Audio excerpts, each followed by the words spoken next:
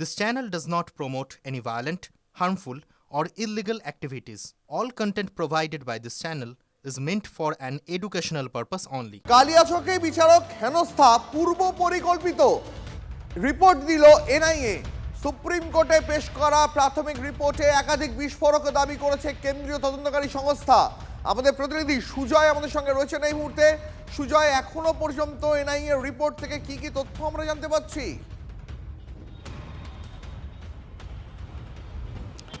দেখো, প্রায় 16টির মধ্যে 9টি মতো সিসিটিভি ক্যামেরা ওই সংলগ্ন অর্থাৎ কালিয়াচক 2 ব্লক অফিস, সেই অফিস সংলগ্ন ক্যামেরা কাজ করেনি। এমনকি ব্লক অফিসে যে সিসিটিভি ক্যামেরা ছিল সেটাও কাজ করেনি, যে কারণে আমরা দেখলাম যে ঘটনার তৃতীয় দিনের মাথায় সেই গেটমুখী একটা নতুন সিসিটিভি ক্যামেরা বসানো হয়। রিপোর্টে আরও এনআইএ জানিয়েছে, যেটা সূত্র মারফত জানা যাচ্ছে, যে মোথাবাড়ি থানা সংলগ্ন একটি ধর্মীয় স্থান, সেখান থেকে ঘোষণা করা হয়েছিল বিডিও অফিসের সামনে জমায়েতের জন্য। এটা কিন্তু অত্যন্ত চাঞ্চল্যকর বিষয়। এটা এনআইএ তাদের রিপোর্টে উল্লেখ করেছে, ধর্মীয় স্থান থেকে তাদেরকে মানুষকে জড়ো হতে ঘোষণা করা হয়েছিল।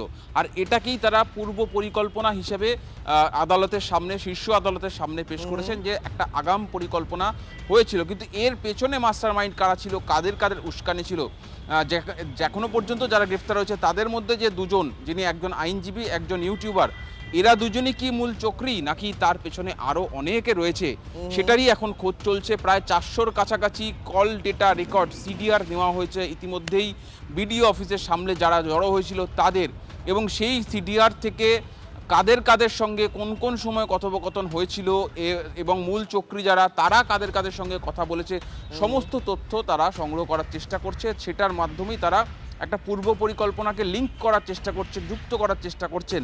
এবং সেই কারণেই তোমায় জানিয়ে রাখবো যে যেহেতু গতকাল সুপ্রিম কোর্ট এনআইএকে এফআইআর বা মামলা রুজু করতে বলেছে, তাই আজকেই তারা দিল্লিতে এনআইএর যে থানা রয়েছে, বিশেষ থানা, সেখানে মামলা রুজুর প্রক্রিয়া ইতিমধ্যেই শুরু করে দিয়েছে। সেক্ষেত্রে একের বেশি মামলা রুজু হতে পারে, তবে মূল মামলা থাকবে, যেটা বিডিও অফিসের সামনে যে ঘটনা ঘটেছিল সেটাকে মূল মামলা হিসেবে দেখানো হচ্ছে। ফলে অত্যন্ত গুরুত্বপূর্ণ আজকের এই ডেভেলপমেন্ট, এবং এফআইআর রুজু হয়ে গেলে সেটা এনআইএ বিশেষ আদালত সেখানে পেশ করা হবে। তার ভিত্তিতে পরবর্তীতে তদন্ত এগিয়ে নিয়ে যাওয়া হবে এবং অভিযুক্তদের হেফাজতে নেওয়া হবে। ধন্যবাদ সুজয়। যেমন আমাদের প্রতিনিধি সুজয় জানাচ্ছিল, সুপ্রিম কোর্টের নির্দেশে দিল্লিতে এনআইএ থানায় কালিয়াচক হিংসা মামলা। দিল্লিতে এনআইএ থানায় মামলা দায়ের করবে এনআইএ।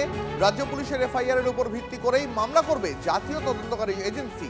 এফআইআর কপি কলকাতার এনআইএ আদালতে জমা দিয়ে তদন্ত শুরু করবে এনআইএ। অভিযুক্তদের নিজেদের হেফাজতে চাইবে তদন্তকারী সংস্থা।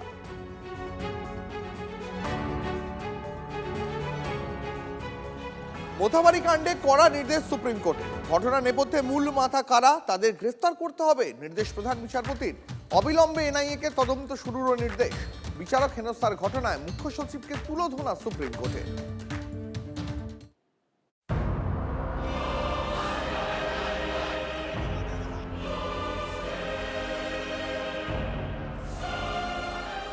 মোথাবাড়ি কাণ্ডে মুখ্য সচিবকে তিরস্কার সুপ্রিম কোর্টের। গোটা ঘটনার জন্য মুখ্য সচিবকেই দায়ী করল সর্বোচ্চ আদালত। ক্ষমা চেয়েও পার পেলেন না দুষ্মন্ত দাড়িওয়ালা। কালিয়াচক 2 নম্বর বিডিও অফিসে বিচারকদের ঘন্টার পর ঘন্টা আটকে রেখে প্রতিবাদের নামে গুন্ডামি চলেছিল বুধবার মধ্যরাত পর্যন্ত। সেই বিচারক হেনস্থার ঘটনায় মুখ্য সচিবকে তুলোধনা করেছে সুপ্রিম কোর্ট। দেশের প্রধান বিচারপতি রাজ্যের মুখ্য সচিবের উদ্দেশ্যে প্রশ্ন করেন, হাইকোর্টের প্রধান বিচারপতির ফোন ধরেননি কেন? মোবাইল ফোন নাম্বার শেয়ার করেননি কেন? নিষ্ক্রিয়তার একটা সীমা থাকা উচিত। তিরস্কার করে মন্তব্য বিচারপতি জয়মাল্য বাগচির। কেন এই গন্ডগোলটা হবে না, এটা হতে দেবো না। এই বলার মতন দম প্রশাসন হারিয়ে ফেলেছে, কারণ প্রশাসনের মাথায় তিনি নানান ছলচাতুরি করে, এবং এখানেও তাই। প্রধান বিচারপতি সূর্যকান্ত মুখ্য সচিবের উদ্দেশ্যে বলেন, এই ঘটনা আপনি ও আপনার প্রশাসনের সম্পূর্ণ ব্যর্থতা। আপনার নিষ্ক্রিয়তার জন্য কমিশনকে এই অবস্থায় পড়তে হয়েছে। আপনাদের বিশ্বাসযোগ্যতা নিয়েই প্রশ্ন উঠে গেছে। একগুঁয়ে আমলাতান্ত্রিক মনোভাব অন্য রাজ্যেও দেখছি।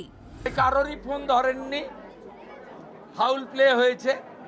অবিলম্বে পশ্চিমবঙ্গে অন্য রাজ্য থেকে বা কেন্দ্রীয় ক্যাডারের মুখ্য সচিব, স্বরাষ্ট্র সচিব, এদেরকে এনে বসানো দরকার।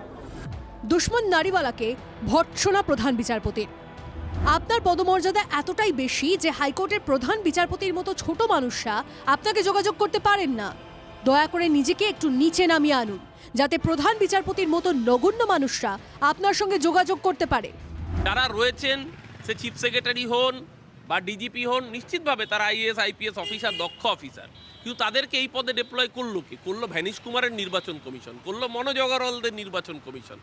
যারা দায়িত্বে ছিলেন তাদের সরিয়ে যখন এদেরকে ডিপ্লয় করলেন, তাহলে তারা যদি ল অ্যান্ড অর্ডার এনফোর্স করতে না পারে, তার রেসপন্সিবিলিটি কার? তৃণমূল কংগ্রেসের, না যারা তাকে বসিয়েছেন তাদের, অর্থাৎ নির্বাচন কমিশনের? গোটা ঘটনার জন্য ক্ষমা চেয়েছেন মুখ্য সচিব। হাইকোর্টের প্রধান বিচারপতির কাছে ক্ষমা চাইতে মুখ্য সচিবকে নির্দেশ দিয়েছে সুপ্রিম কোর্ট। মোথাবাড়ি কাণ্ডে এনআইএকে তদন্তভার দিয়ে সুপ্রিম কোর্টের নির্দেশ।